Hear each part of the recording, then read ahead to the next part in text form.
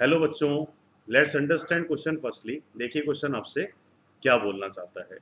तो क्वेश्चन में आपको दिया हुआ है एक unsymmetrical ether, one side connected with methyl, other side connected with secondary alkyl group on reaction with HBr और HBr is only one equivalent. तो इस सब्स्टिट्यूशन के बाद दो रिजल्ट बनेंगे, one P that will be alcohol and other product will be Q that will be alkyl halide. तो P और Q का स्ट्रक्चर क्या है ये हमें यहाँ पे फाइंड करना है। अब देखिए कि रिएक्शन के नेचर को अगर हम एज्यूम करें तो ether can shows nucleophilic substitution, it may be SN1 और इट मे बी SN2। दोनों ही मैकेनिज्म एसिडिक मीडियम में ही कैरी होता है। दैट मीन्स कि आपको HBr दिया हुआ है तो एसिडिक मीडियम भी है। अब देखिए कि यहाँ पे न्यूक्लियोफिलिक सब्स्टिट्यूशन है, इसके दो पॉसिबल डायरेक्शंस हो सकते हैं।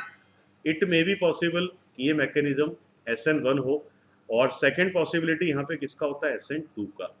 तो अगर SN1 मैकेनिज्म की हम बात करेंगे तो it will be two step procedure where intermediate should be carbocation, और अगर कार्बोकेटायन यहाँ पे स्टेबिलिटी से बन पा रहा है तो आप कह सकते हो कि मैकेनिज्म SN1 के ट्रैक पे जाएगा। तो सिंपल कहानी है कि अगर यहाँ पे इसको हम सब्स्टिट्यूशन के अकॉर्डिंग ब्रेक डाउन करें तो this carbon having positive charge carbocation, एक तो इसका नेचर यहाँ पे हम कितना डिग्री एज्यूम कर पा रहे हैं, 2 डिग्री, और साथ में ये डायरेक्टली बेंजीन से कनेक्टेड है। तो बेंजीन से डायरेक्टली कनेक्शन मिलने का मतलब है यहाँ पे इसको एक रेजोनेंस फैक्टर भी मिलेगा। तो हम ये कह सकते हैं कि कार्बोकेटायन बनेगा 2 degree plus resonant, that should be highly stable.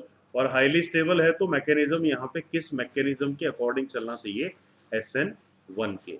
तो सिंपल है कि अगर HBr का यहाँ पे सब्स्टिट्यूशन में हम यूज कर रहे हैं तो एक तो आपको यहाँ पे ब्रोमाइड अचीव होगा, that bromide will be 2 degree, और साथ में एक alcohol as a leaving group यहाँ पे लीव करेगा, इट शुड बी मेथेनॉल। तो 2 डिग्री ब्रोमाइड और मेथेनॉल ये एज ए रिजल्ट बनेंगे, एज ए P और Q बनेंगे। तो इन चारों ऑप्शन में से बात किया रहा है तो ये किस ऑप्शन में आपको करेक्टली गिवन है, ऑप्शन नंबर 3 में।